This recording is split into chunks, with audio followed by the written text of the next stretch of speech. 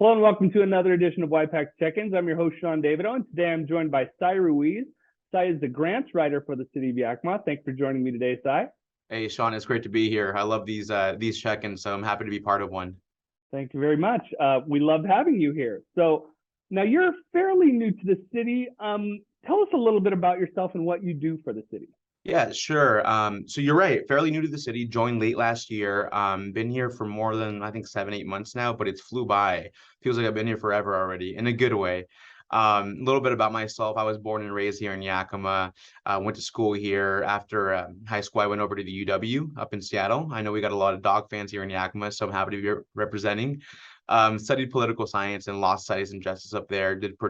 Really enjoyed it. But for me personally, I always wanted to come back to Yakima. I really love Yakima. I think it's important for its own people who lived here to reinvest in their community.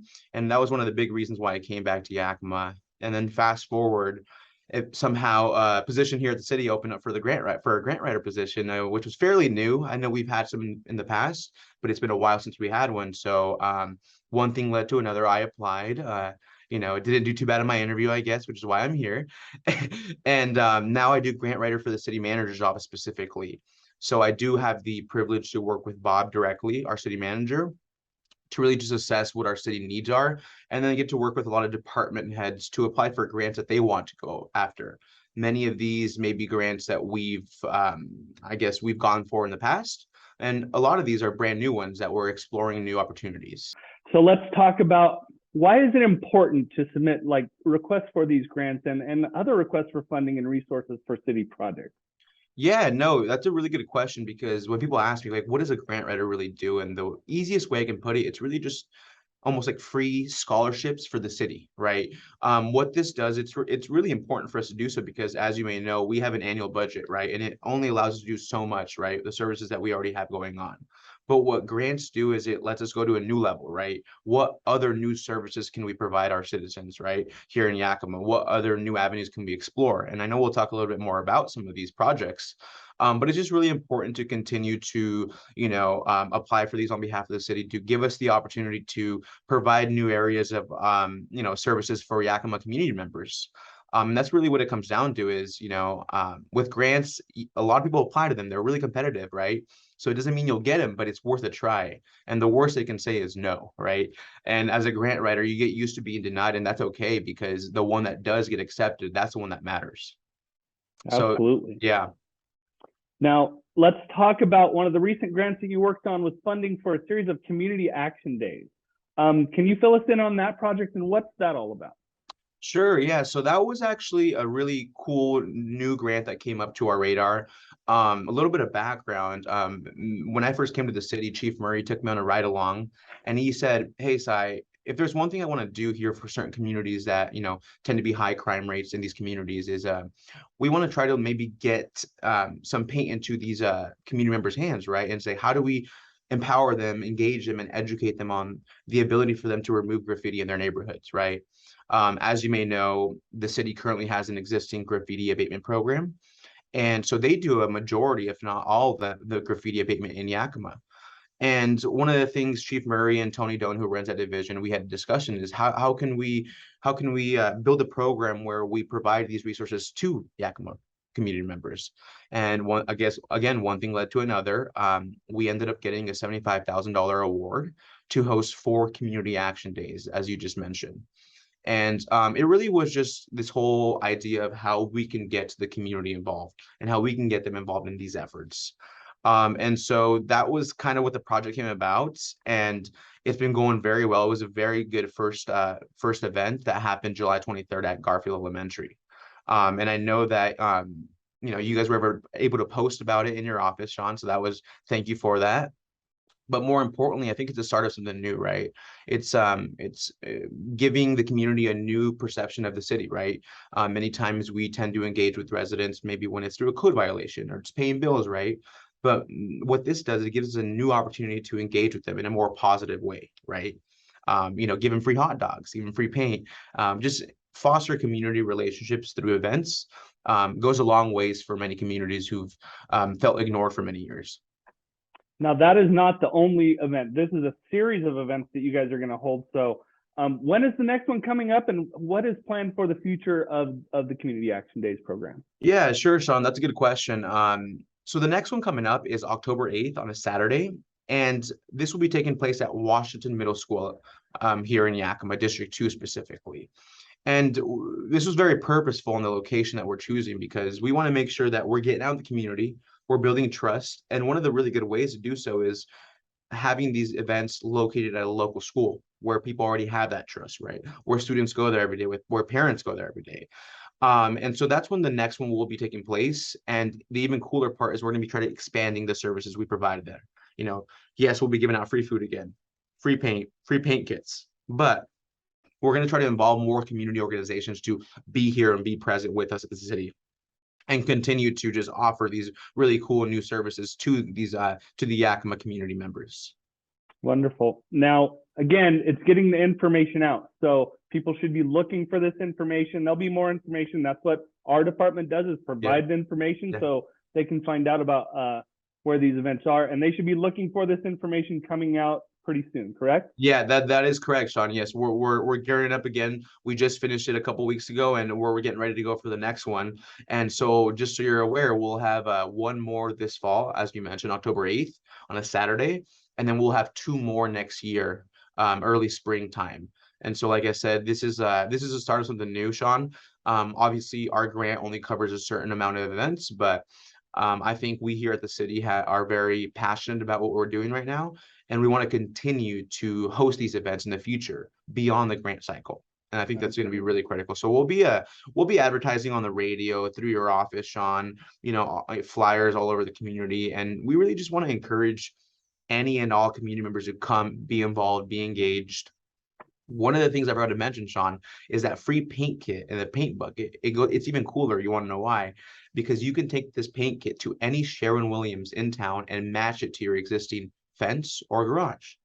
So right now, as we mentioned before, the city does a lot of the abatement. So you'll see this dull gray around the city, right, where we just want to get rid of it and we don't want to see it. What this paint kit does is it allows homeowners to be able to match it to their existing paint, to their existing wall. And that's the biggest thing here, is that we want to not only cover it up, but we want to make it convenient and make it look good for homeowners here in Yakima who want to, make neighborhood improvements in their neighborhoods. Yeah, because when you drive around and you do see some of the blotches of gray paint on a white wall, it isn't aesthetically pleasing. Sure. But this gives, like you say, property owners, business owners, an opportunity to actually match their paint and make the neighborhoods and even our downtown corridors and business corridors look good. And it's a first step, Sean. There's a lot of ways to make neighborhood improvements or make our downtown core look good, right? And we don't want that financial barrier to be what's stopping people from not covering up graffiti in their neighborhoods, right? And I think that if we as a community and the city can collectively get together and do these graffiti abatement efforts, it could be powerful. We can make a big difference, right? Not only for ourselves, but for the youth here in Yakima, right? I think Chief Murray put it really good. He put it really clearly for me. He said, if there's one thing we can do, is we can make sure that students who walk to school don't have to see this every day, right? And if we can play a little part in that, that's a big win for us, because we want to make sure that it isn't something they're accustomed to, no matter what district you live in, right? A to Z. We want everybody to have positive experiences, going to school every morning, driving around their neighborhood every morning, going to the park. We want to improve all their experiences in however we can. And I think this is just one new way we're doing it.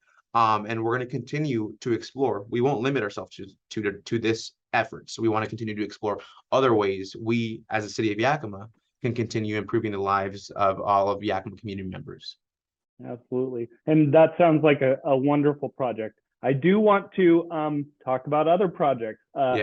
This isn't the only project you work on. I'm sure you're a busy guy. So tell us about some of the other stuff that you're working on now, some of the stuff that is in the works maybe that you might be looking at in the future. Yeah, sure, Sean. You're right. There's a lot going on, and I have the privilege of working on different departments every day, right? So every day, every hour looks different for me.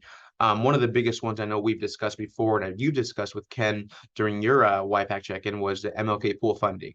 And that's something that's really important to the neighborhoods here in Yakima. And we're continuing to apply for funding on the MLK side of things for the pool funding, and really trying to explore private sector partners, right? Because we understand that there's a lot of really strong, valuable private sector businesses here in Yakima, many of which their workers may already may live in these neighborhoods where the MLK pool will be located at, in some capacity. And so that's one of our biggest focuses right now, is continuing to, help play a role in making the MLK pool a reality, right? Getting this project up on its feet and getting funding lined up for that. So that's one of, as from Bob's view, it's been a really, really big part of our focus recently.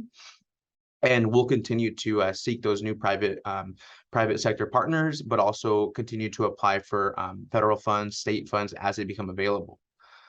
So that's one of the really big ones that we're focusing on. Another really cool one that you may have heard of was an anaerobic digester for public works. That was something that we recently got awarded, and I say awarded because it was the first step in this grant. And right now I've been working with Albert Miller from the planning division, actually, and then Scott Schaefer from Public Works on being able to submit more documents to be able to get to a feasibility study for this grant. So that's a really cool grant that we're working on right now. And really just, it all comes down to a lot of how do we better process food waste here in Yakima, right? Think about the long-term impacts of waste that we have here in Yakima, and think about the future people who will live here in Yakima, how we can set them up for success in the future. So that's another one. And then we're working with some on some police department grants right now to continue to fund existing programs. And these are like DOJ, Department of Justice grants that we go after. And these are the big heavy hitters, is what I would say, right? Because you're competing against every municipality in the nation, not just locally, right? And so when you talk about how competitive are these grants, right? That's a really good question. They're pretty competitive, right? Unless you're thinking locally, at a state level, we're competing against all municipalities. At a federal level, we're competing at every state. But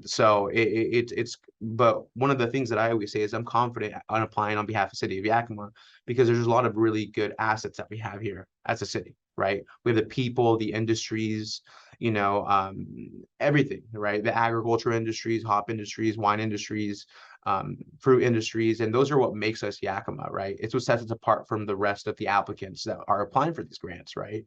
And so those are a couple of the ones I'm working on. And then I have the unique privilege of also working on special economic development projects. So that being one of the most recent ones, we look at SEDS, which is a comprehensive economic development strategy document, where how do we put projects on this list so that we can apply for it in the future, right?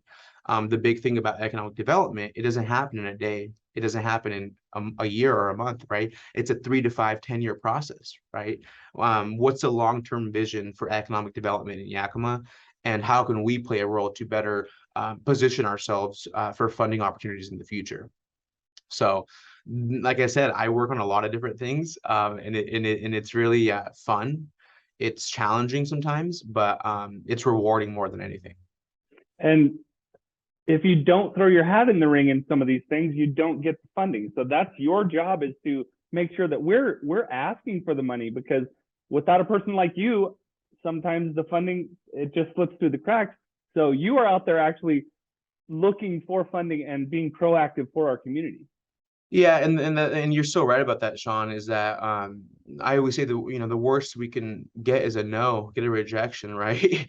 And I always joke around, I've been getting rejected in middle school, but I always get around about that, so that prepared me well for us, to apply for grants, and like, you know what, you didn't get it this time. It's okay. You can't get them all, but that's why we continue to apply and apply and apply, because we're doing it in the best interest of our city.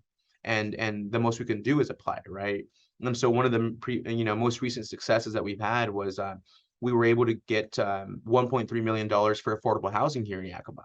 And so this will be for 3 different projects.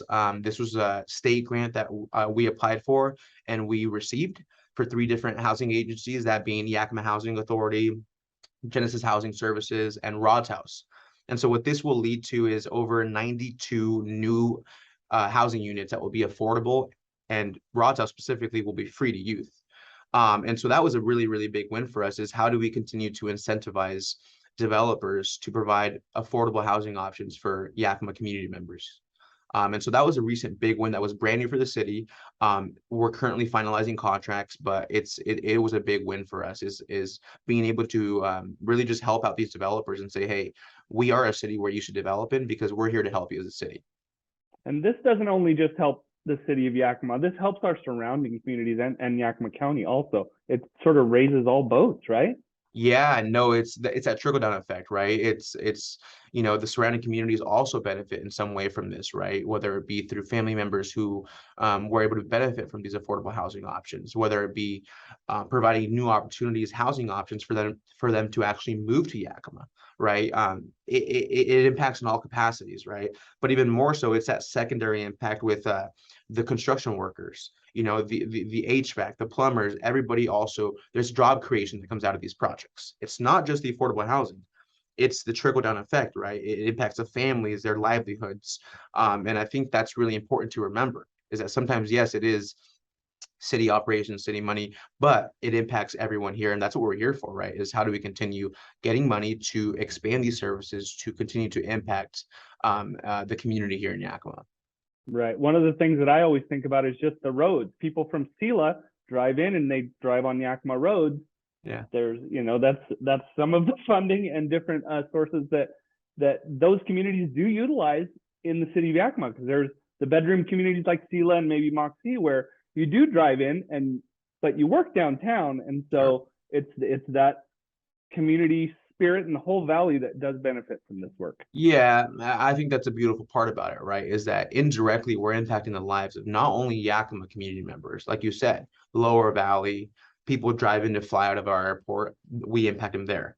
People drive in to go to Miner's Burger because that's why everybody knows Yakima, according to, it's like they drive in and get a good burger here, and then they'll stop by and use some of our road, do some of our lodging and so forth, right? So it's really just about positioning our city to be able to welcome people in, welcome tourists in, but also continue to improve the lives of those who live here every day, right? Absolutely. Yeah. We have talked about a lot of stuff. This is where I give all of my guests an opportunity to, is there anything I have not asked you that you think the Yakima community and our viewers need to know?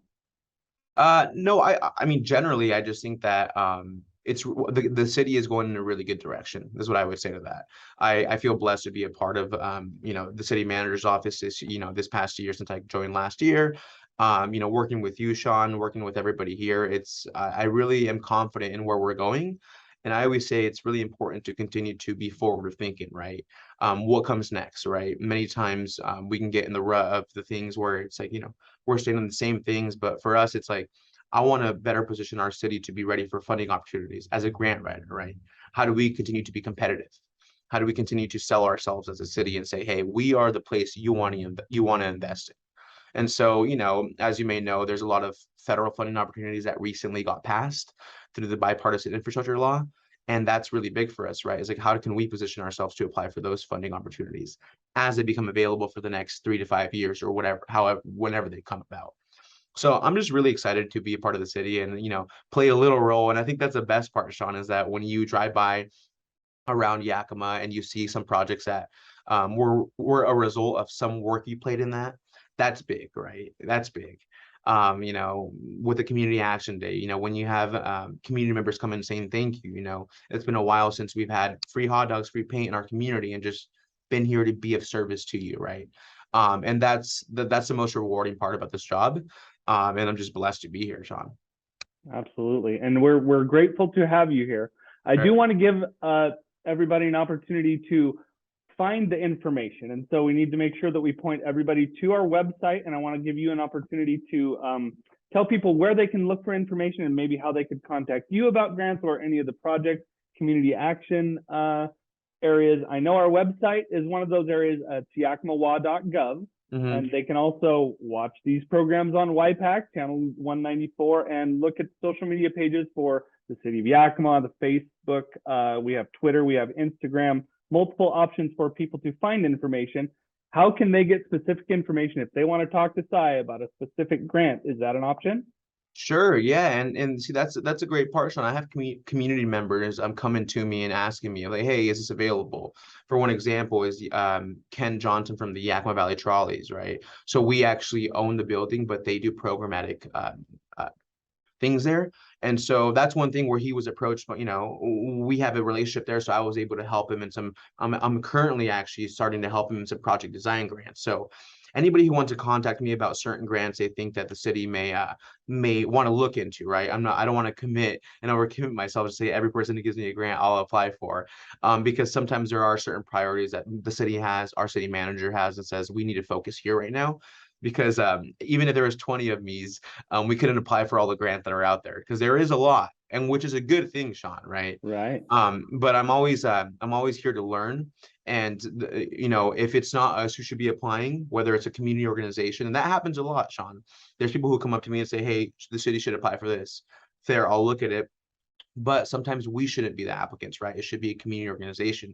And sometimes that's the best part is how do we continue to empower other organizations and we support them through letters of support. We do that with OIC a lot, where it's like we can provide a letter of support for community organizations to say, hey, we as a city support your initiative, your project, your program, and that's how we're going to help in that capacity.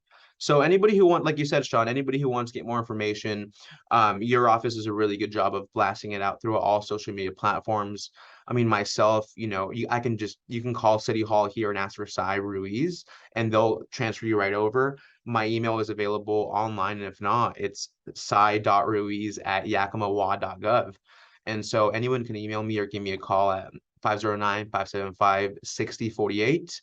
And I'm always available to talk. I do enjoy talking to community members, and as you know, Shauna, I'm not shy. So I'm passionate about the work I do. I'm passionate about the work the city is doing, and I'm always here to help. And like I said, if it's not me who should be the one helping, I'll put them in the right direction. And it's great to have you with us. I want to thank you again for joining us today, Cy. Yeah, thank you, Sean. It's been a pleasure. Like I said, anytime you want to have me back, I'm here. We will definitely have you back on. And thank you all for joining us today.